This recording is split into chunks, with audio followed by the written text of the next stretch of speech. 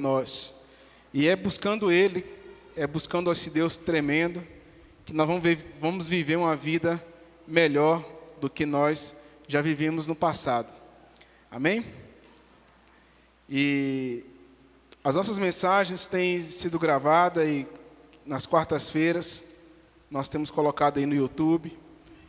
E é importante você compartilhar também, fazer parte aí desse momento de reflexão. Eu vi que a mensagem tocou o coração de alguns irmãos durante a semana. E eu percebi que foi algo maravilhoso. Semana passada, a Valéria falou sobre sermos sempre constantes. Estamos trabalhando um tema, falando sobre a importância de nós renovarmos a nossa fé no Senhor Jesus. Então, semana passada, assim como as semanas anteriores, essa já é a quarta mensagem que estamos pregando sobre renovando a nossa fé. Falamos especificamente sobre sermos constantes, firmes na fé. O texto que a Valéria utilizou semana passada foi 1 Coríntios, capítulo 15, versículo 58. Ela começou com esse texto. E quero pedir aos irmãos da projeção para colocar para a gente aí. 1 Coríntios 15, 58. A importância, irmão, de nós sermos constantes, firmes na fé. A palavra de Deus diz que, portanto, meus amados irmãos, mantenham-se firmes e que nada os abale, sejam sempre dedicados à obra do Senhor, pois vocês sabem que no Senhor o trabalho de vocês não será inútil. Amém? Pai querido, nós oramos ao Senhor, nos colocando diante da Tua presença, pedindo a Deus que o Senhor venha falar conosco através da palavra, Deus, que estaremos aqui agora, Deus, ouvindo, que o Espírito do Senhor venha sobre nós, ó Deus, venha sobre cada vida, Pai, venha sobre cada um que está aqui presente. Fala comigo, meu Deus, fala com cada um. Pedimos ao Senhor que a Tua presença venha sobre nós nesta noite. Ó Deus, pedimos que o Senhor, Deus, continue conosco. Ó Deus, é o Senhor que renova nossas forças, é o Senhor que renova nossas vidas, é o Senhor que nos dá, ó Deus, o livre, ó Pai, o socorro, ó Deus, o livre-arbítrio, mas nós escolhemos, ó Pai, viver debaixo da Tua presença. Que o Senhor continue, ó Deus, nos dirigindo e nos ensinando a viver uma vida na Tua presença, hoje e sempre, em nome de Jesus. Amém. Amém? Irmãos, só lembrando um pouquinho do que a irmã Valéria disse, a importância de estarmos firmes na fé. E também devemos sempre renovar a nossa fé.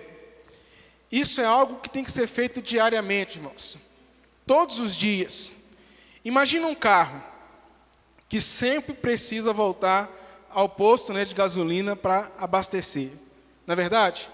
Seja lá o combustível álcool, etanol, seja ele elétrico, seja qual um outro tipo de combustível diesel.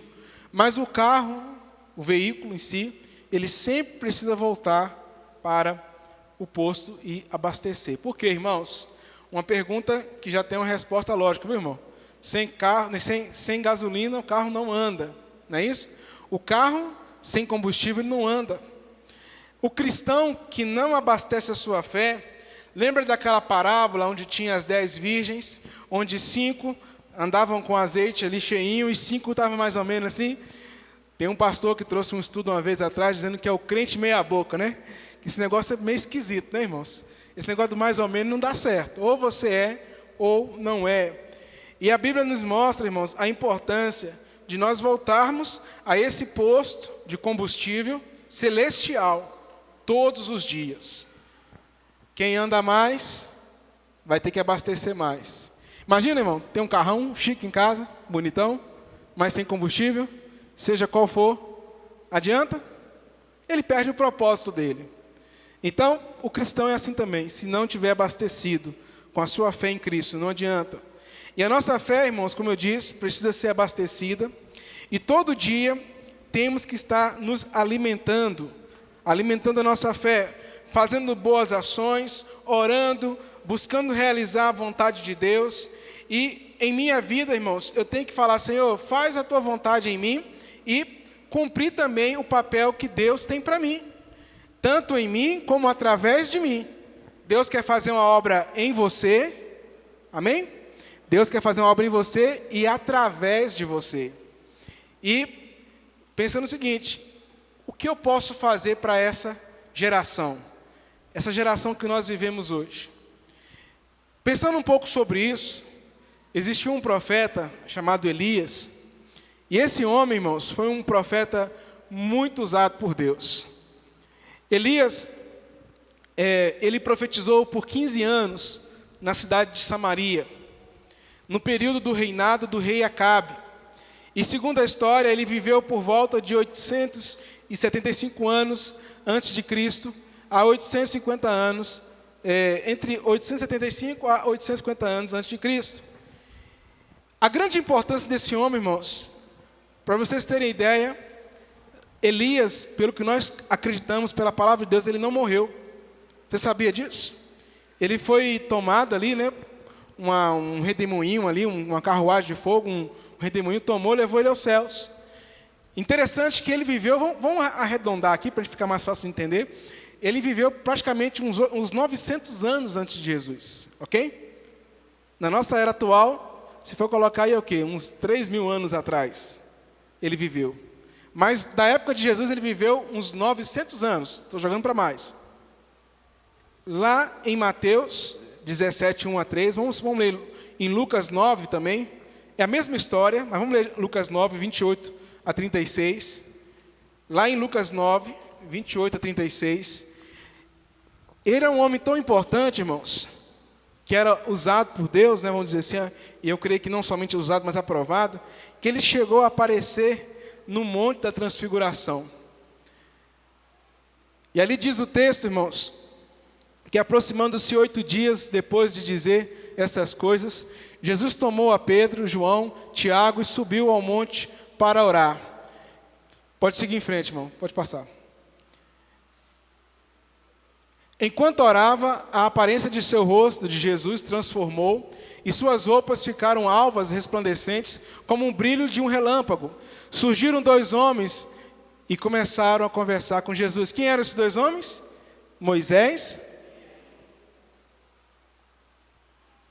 Imagina o grau de intimidade que esse homem tinha com Deus. Imagina o grau, irmãos, de poder de Deus que tinha nesse homem. E aí, irmãos, eu queria dizer algo para você. Lá em Tiago, quem era Tiago, irmãos? Era irmão de Jesus, tá? Irmão físico de Jesus.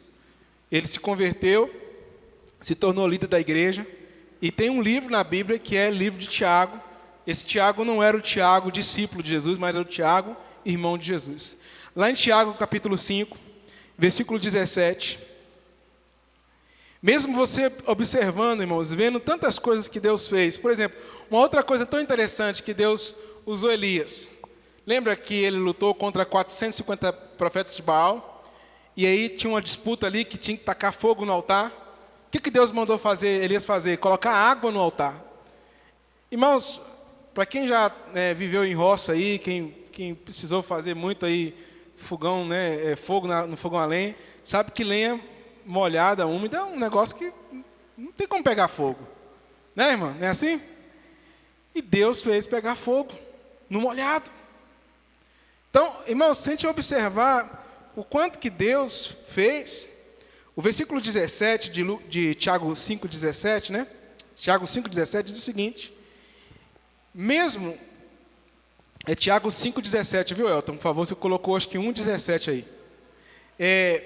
Mesmo Elias, sendo um homem assim, cheio do poder de Deus, irmão Raimundo, a Bíblia diz que ele era o quê, irmãos? Ele era humano como nós. Então não importa, irmãos, o grau de poder que Deus usa em você ou em alguém, todos nós somos humanos. A Bíblia diz que todos pecaram, todos, e estão destituídos da glória de Deus, separados. Todos, irmãos, não tem uma exceção. E Elias era um homem também como nós. A única diferença, talvez, eu creio que seja essa, é que ele buscava mais do Senhor. E mesmo aquele homem que fez, vamos colocar assim, pegar fogo no molhado, ele orou também para que não chovesse. Por 3 anos e meio ficou sem chover. E depois ele orou para que chovesse de novo. E voltou a chover. Entre várias outras coisas que Deus usou aquele homem. E aí eu digo para vocês, irmãos, uma pessoa tão usada por Deus assim, dessa maneira, né? Ou um instrumento do Senhor. Ele realizou muitos milagres através do poder de Deus. Só que em certa ocasião, ele se cansou a ponto de desejar a morte. Ele se cansou a ponto de desejar a morte. E detalhe, irmãos, é por isso que nós temos pregado a importância de nós renovarmos a nossa fé em Cristo Jesus. Falamos sobre sermos constantes. A primeira mensagem falei sobre sempre firmes. Porque nós temos essa necessidade. Como o carro vai lá no posto de combustível abastecer, nós precisamos ir a Deus todos os dias. Buscar o Senhor e abastecer. E essa pandemia, a situação que nós vivemos esses 2 anos, irmãos, fez muitos ficarem enfraquecidos, tristes, angustiados. Muitas coisas aconteceram, ainda estão acontecendo, mas precisamos continuar seguindo em frente. Chegou esse momento, irmãos, em 1 Reis, capítulo 19, versículo 4, que Elias desejou a própria morte. Eu acredito, irmãos, que naquele momento, ele estava cansado, desanimado. 1 Reis 19, versículo 4.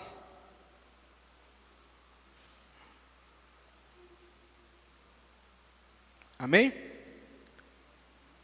Segundo o texto, Elias estava fugindo. Vamos ler a partir do versículo 3. Volta ao versículo 3 aí, por favor.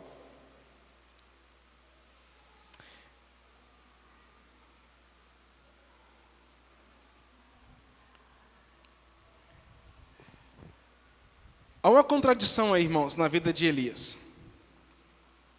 Elias desejou morrer. Só que ele fugiu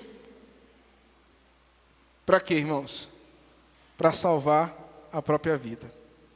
E diz o texto que Elias teve medo e fugiu para salvar a vida em Beceba. De Judá ele deixou o seu servo. Versículo 4. E entrou no deserto caminhando um dia.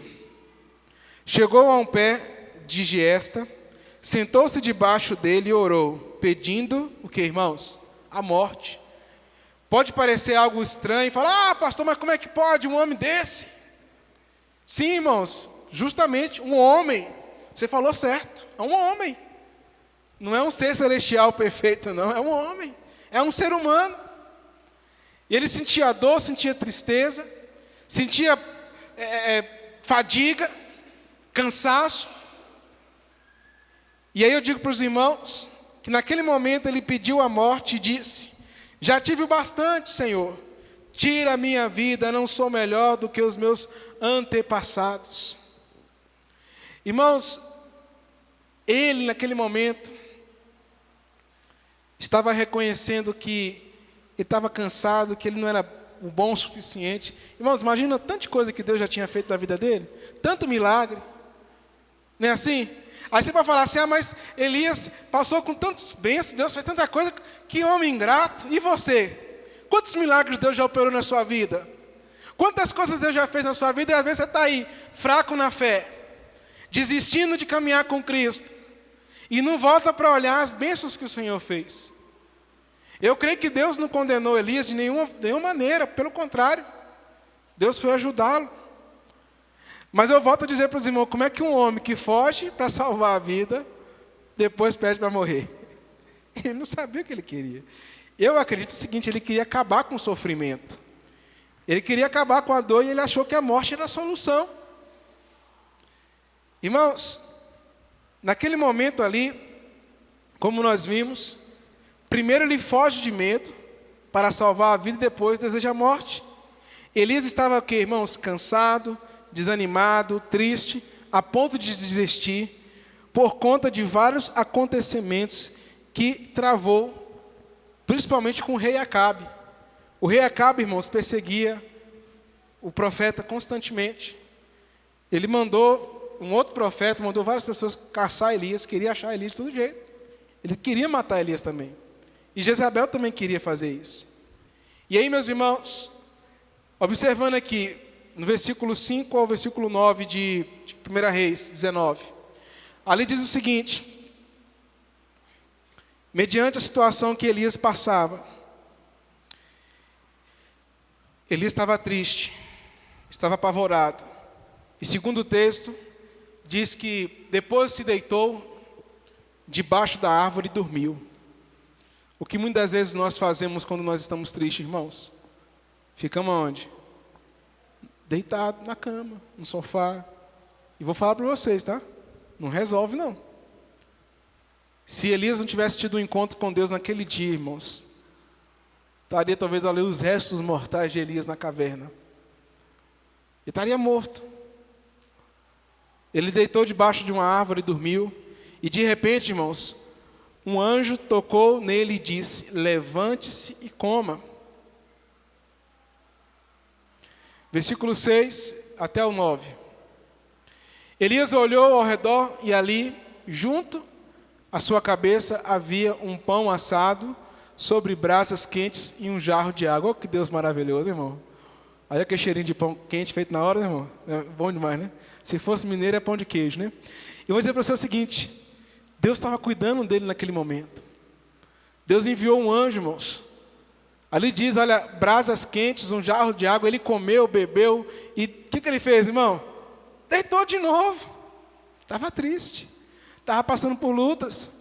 Elias olhou ao redor. Versículo 7. O anjo do Senhor voltou, tocou nele. Ele deitou, não foi? Aí chamou de novo: oi, professor Elias, levanta aí. Vamos comer, pois a sua viagem será muito longa. Pode continuar, irmãos. Então ele se levantou, comeu e bebeu. Fortalecido com aquela comida, viajou 40 dias e 40 noites até chegar a Horebe, o monte de Deus. Uma coisa milagrosa, né, irmão? Andou 40 dias e 40 noites. Imagina, irmão. Uma comida só, com um pãozinho. Porque é milagre de Deus, é o mover de Deus. Deus sustenta a gente de uma maneira especial. E continuando. Ele então se levantou, né? Versículo 9, que está pequenininho para ver. Então ali, ele correu, né? Entrou. É isso mesmo? Então ele se levantou, versículo 8, nós estamos no 9. Vamos no 8, vamos no 8. Isso mesmo, versículo 9. Vamos ler o 9 juntos? Vamos lá? Ali entrou numa caverna, passou a noite, e a palavra do Senhor veio a ele: o que você está fazendo? Como é que você fala com a Bianca lá, Cristiano, quando ela está fazendo algo de errado? Quando chega lá, irmão Zacarias, está ali a criança no lugar errado, o que você fala? O que você fala? O que você está fazendo aí, menino? Não é assim que você fala? Até olhou para mim, né, Everton? Até olhou para mim ali, ó. O que você está fazendo aí? Porque ela já ouviu muito isso aí. O que significa em outras palavras? Hein? Sai daí, eu não falei para você ficar aí, esse não é o seu lugar. Quando Deus pergunta ali para Elias, ele já falou aquilo, porque ele diz: Elias, o que você está fazendo aí? Porque, Elias, eu não falei para você ficar aí. E é o que eu creio que Deus está falando com a gente. Sai, irmãos, desse lugar onde você está. Não fica aí, não. Ali diz o texto que ele entrou numa caverna e passou a noite. Pela terceira vez no texto, o que diz? Ele voltou a dormir. Ele dormiu debaixo da árvore, dormiu em outro lugar, dormiu o quê? Dentro da caverna. Uma coisa que eu quero ressaltar aqui, trazer para os irmãos, algo muito importante, irmãos. Deus, no capítulo 19 ali ainda, né, no versículo 5 ao versículo 7, se você observar na sua Bíblia aí, no versículo 5, ali diz que de repente um anjo tocou nele, não é isso? E no versículo 7, o anjo do Senhor voltou, não é isso? 2 vezes o Senhor mandou um anjo, não é isso? Deus mandou um anjo para ajudar Elias. E é isso que Ele faz com você. Ele sempre manda um anjo dele. Ele sempre manda alguém como fosse um anjo do Senhor. Irmão, nós precisamos ficar atentos para não perder a oportunidade. Nos relacionamentos que nós temos com as pessoas. Tem ali o irmão, tem um irmão ali, né, vamos colocar ali, irmão Luciano. Tem ali o irmão Raimundo, tem ali o irmão Zacarias, tem a irmã Ângela, tem ali o Osório, cada um pode ser um anjo de Deus na sua vida. Você mesmo pode ser um anjo de Deus, um enviado de Deus, né? Um mensageiro, porque o anjo aqui era o anjo mesmo do Senhor, mas você pode ser um enviado de Deus, um mensageiro, que é um significado de anjo, é mensageiro de Deus. E nós precisamos estar atentos com nossos ouvidos, porque toda vez que nós estamos passando por lutas, passando por dificuldade, Deus manda alguém. Só que acontece, irmãos, eu acredito que muitos acabam desistindo de abrir o coração, desistindo de falar, desistindo de ser humilde a ponto de abrir seu coração e confessar os seus erros, seus defeitos, suas dificuldades. E isso, irmãos, você vê um pãozinho, uma água que ele comeu, deu força para ele para andar 40 dias. Ele renovou as forças dele. Ele renovou a fé dele em Cristo, em Deus, né? Só que ele deixou de novo os negócios ali, o desânimo, entrar no coração dele. Então Deus sempre envia anjos, Ele sempre envia pessoas em nossas vidas para nos ajudar. E volto a dizer, é preciso nós estarmos atentos. Quando a gente observa ali, irmãos, aquela região, o versículo 9 que acabamos de ler, vamos poder voltar no versículo 9. Ali diz, irmãos, que ele estava onde? Dentro de uma caverna. Ele entrou na caverna. Você sabia que naquela região de Elias, na Palestina, tem um número enorme de cavernas? E basicamente, irmãos, naquela região, as cavernas sempre eram usadas como abrigo e lugar para se defender do inimigo. Então era comum naquela cultura, não sei se posso dizer isso hoje, mas era comum naquela época, que eles entravam nas cavernas e às vezes até quebravam, aumentavam o espaço da caverna. Como por exemplo, olha, havia pessoas que habitavam nas cavernas. Outros casos, irmãos, como Abraão ele sepultou Sara, sua mulher, numa caverna. Por que muitas vezes eles não sepultavam no chão? Porque o solo era muito rochoso. Então, era um lugar que para onde vai, né, igual Minas, né? Fala de Minas, é cachoeira, né? A gente acha cachoeira em tudo que é lugar. Lá era um lugar comum de achar cavernas. Só que caverna também, irmãos, tinha um outro significado, que não era, muitas vezes, um significado tão bom.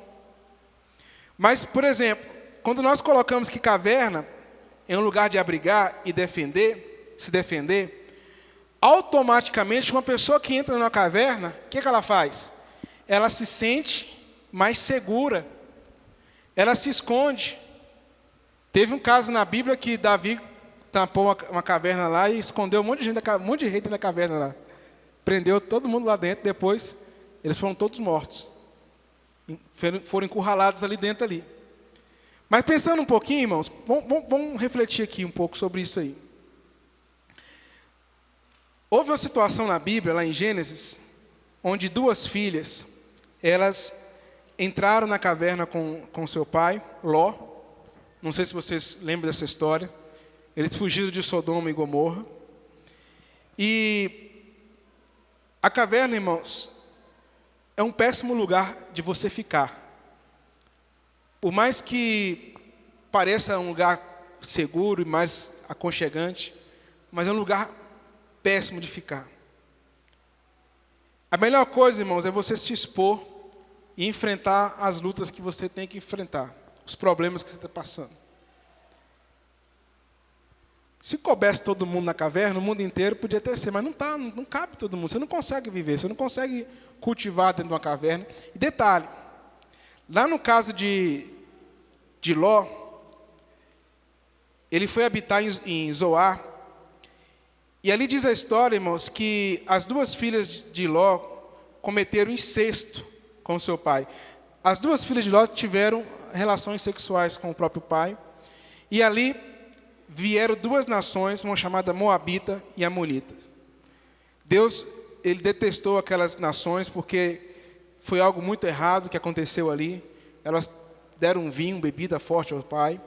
Existe um contexto ali. erradíssimo, mas existe um contexto, depois você pode estudar um pouco sobre isso.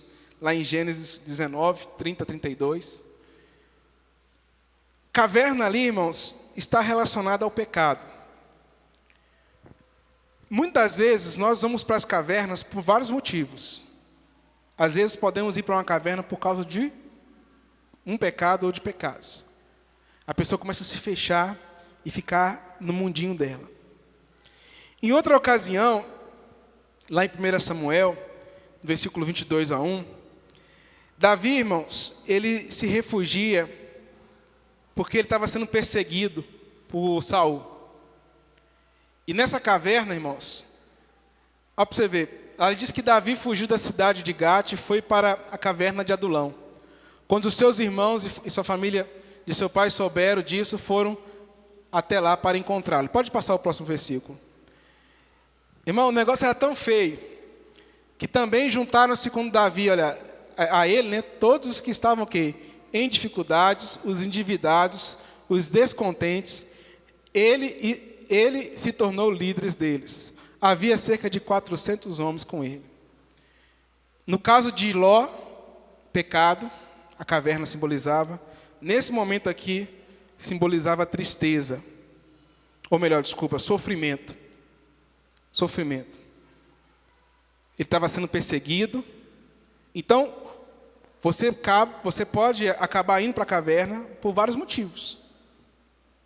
Um outro motivo que eu já falei aqui, que é tristeza. Qual era a tristeza, irmãos? Lá em 1 Samuel, capítulo 24. Sabe aquela história de quando Saul entra na caverna?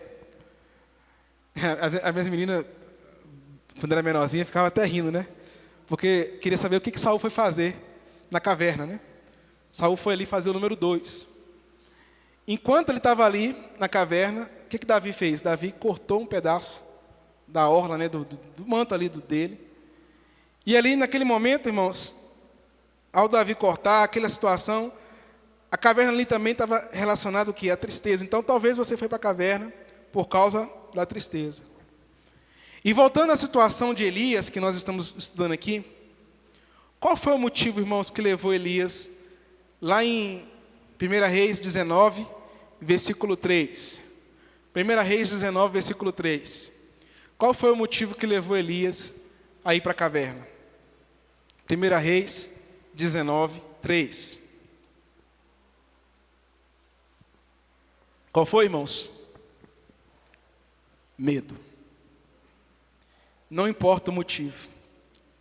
Caverna não é lugar de você ficar. Você pode passar ali um dia, uma noite, sei lá, mas Deus não te chamou para você morar na caverna. E quando eu falo caverna, irmãos, é claro que às vezes não é uma caverna, com certeza não é uma caverna física, mas é uma caverna espiritual, onde você se prende no seu mundo, e você fica ali chupando o dedo. Pode estar fazendo calorzão, mas você pega o cobertor e fica lá, chupando o dedo e com pena de você mesmo, achando que você não vai mais ser aquela pessoa que você era. Pelo contrário, irmãos, desde o início da mensagem nós falamos que Elias era um homem como? Elias era um homem como? Nós. E mesmo Deus, usando aquele homem daquela forma, ele passou por dificuldades. E voltando ao texto, irmãos, lá no versículo 10 de 1 Reis 19, diz que a palavra do Senhor veio a ele, e Deus perguntou a Elias, no versículo 9, né, gente? Desculpa, irmãos, versículo 9 ainda. Deus pergunta para Elias: Elias, o que você está fazendo aí? Ou seja, Elias, não é o seu lugar. Versículo 10, ele respondeu, ele começou a dizer: ah, meu Deus, eu sou muito zeloso. E era verdade, meus irmãos. Tudo que ele está dizendo é verdade.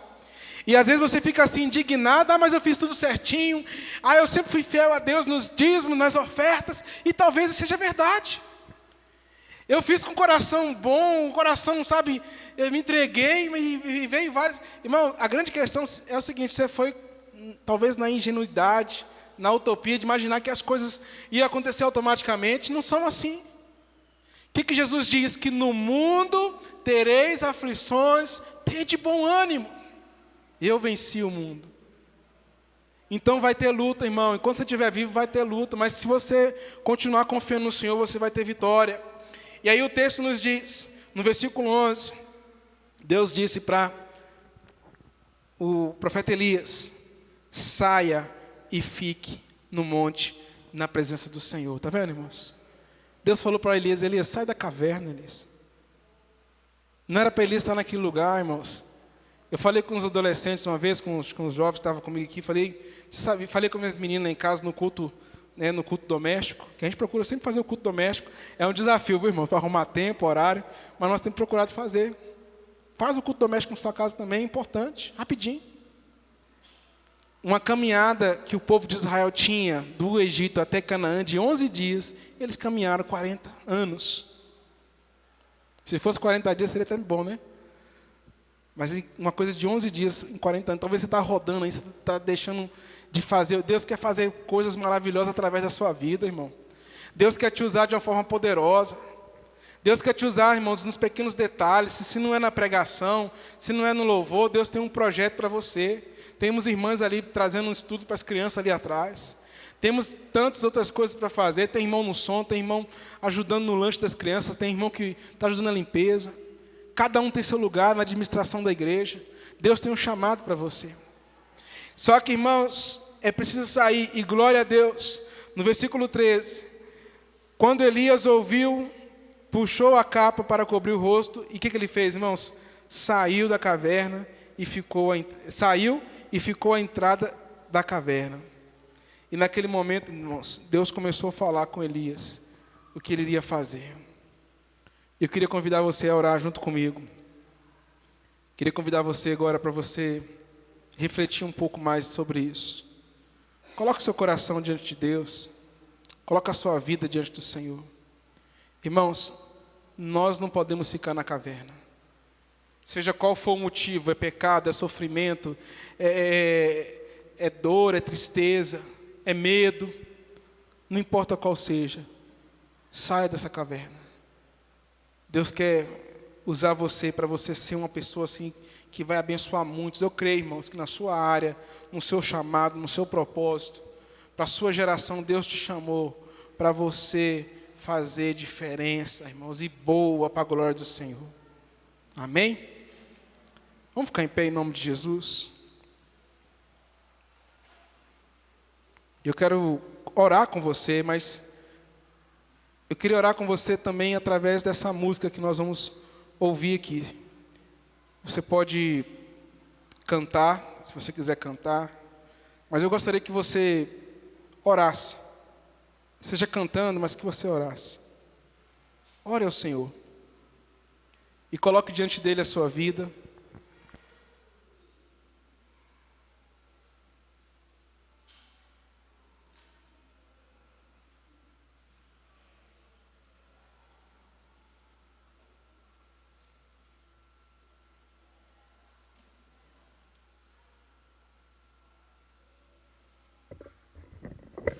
Eu quero convidar você, Elton, Luiz, coloca para mim a letra dessa música Alívio aí, por favor.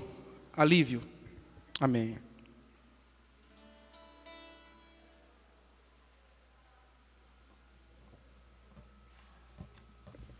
Se você quiser fechar seus olhos, se você quiser ficar com os olhos abertos, se quiser ficar sentado, em pé, ajoelhado, eu gostaria que você tivesse um momento de comunhão com Deus, um momento que você buscasse Ele agora. Nós falamos sobre o combustível, não foi? Nessa história de Elias, veio um barulho forte, veio um trovão, e Deus apareceu para Elias com uma brisa suave, uma calmaria, podemos dizer assim, né? Algo bem calmo, e apareceu para Elias.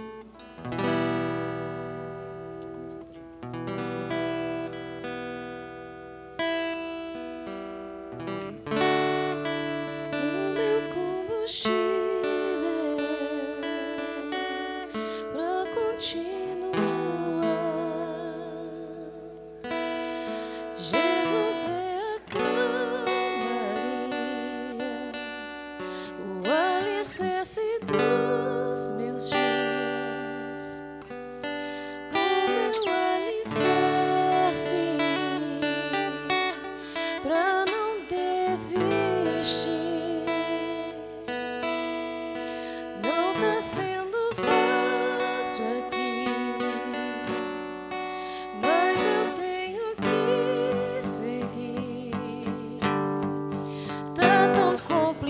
complicado, Pai.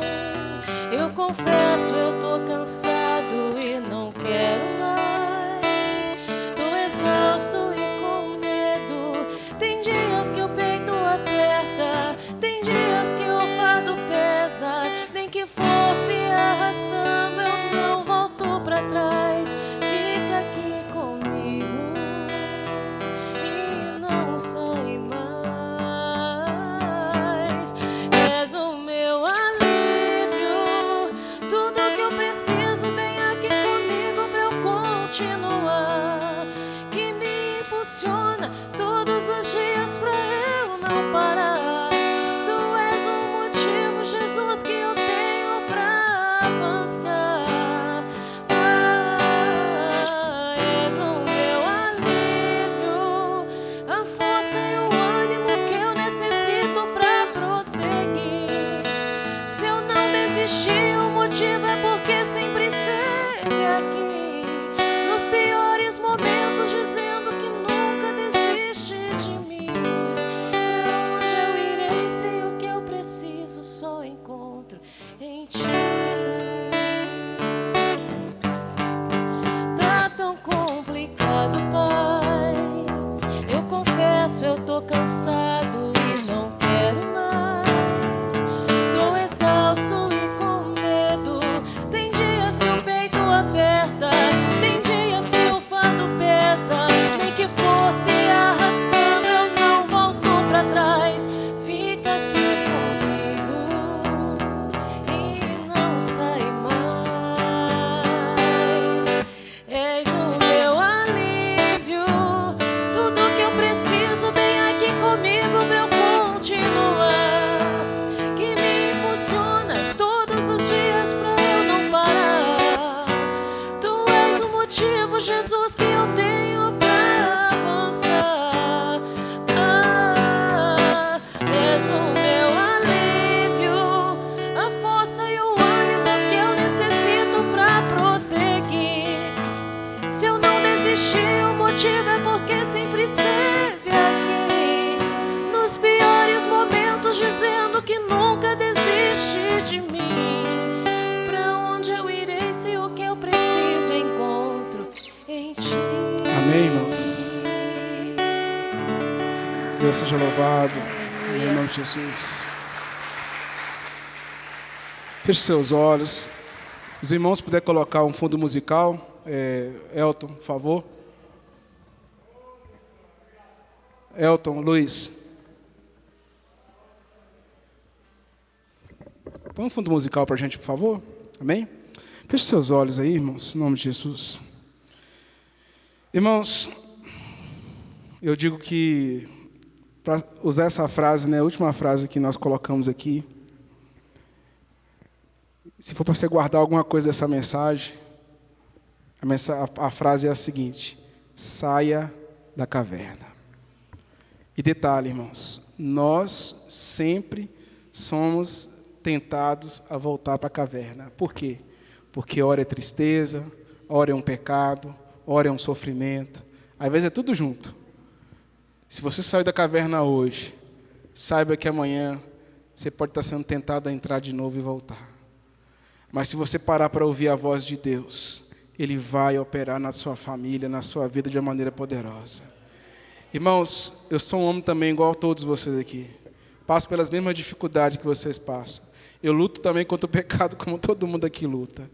E eu falo para os irmãos, às vezes não é fácil, mas eu quero viver na presença do Senhor e eu não quero viver na caverna mais. Pai, nós estamos aqui na Tua presença, Deus. Nós nos colocamos diante do Senhor, ó Deus, pedindo, ó Deus, que o Senhor venha com milagre, ó Deus. Venha com o poder do Senhor sobre nossas vidas, ó Pai. Que nós abramos os nossos olhos, ó Pai, que nós venhamos enxergar o poder e o mover do Senhor sobre nós. Ó Deus, nós estamos aqui, ó Deus, para agradecer ao Senhor, por todos os milagres que o Senhor já operou em nós, por tudo aquilo que o Senhor já fez, ó Deus, em nossas vidas. Pai, em nome de Jesus, que o Espírito do Senhor, ó Pai, venha sobre nós, ó Deus, de uma maneira poderosa. Ó Deus, cuida de nós, ó Pai, cuida de nossos corações, cuida de nossas casas, ó Pai, de nossas famílias, ó Pai, que não nos deixa, ó Pai, o Senhor não permita a gente viver dentro de caverna, Pai. Seja a caverna do nosso quarto, da nossa sala, não sei de onde, Pai, essa caverna é, mas, ó Pai, que nós repreendemos agora em nome de Jesus, ó Pai. E nós vamos lutar, Pai. Ó Deus, se existe um lugar, Deus, que não é para viver, é na caverna. O Senhor não chamou para a gente viver em caverna, Pai. O Senhor nos chamou para viver no jardim.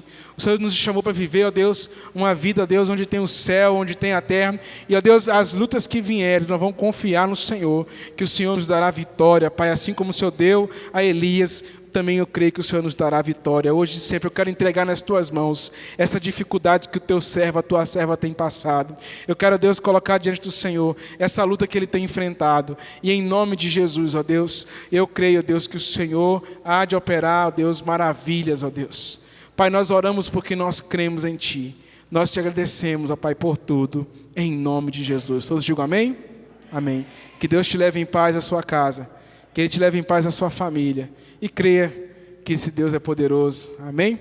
E vai fazer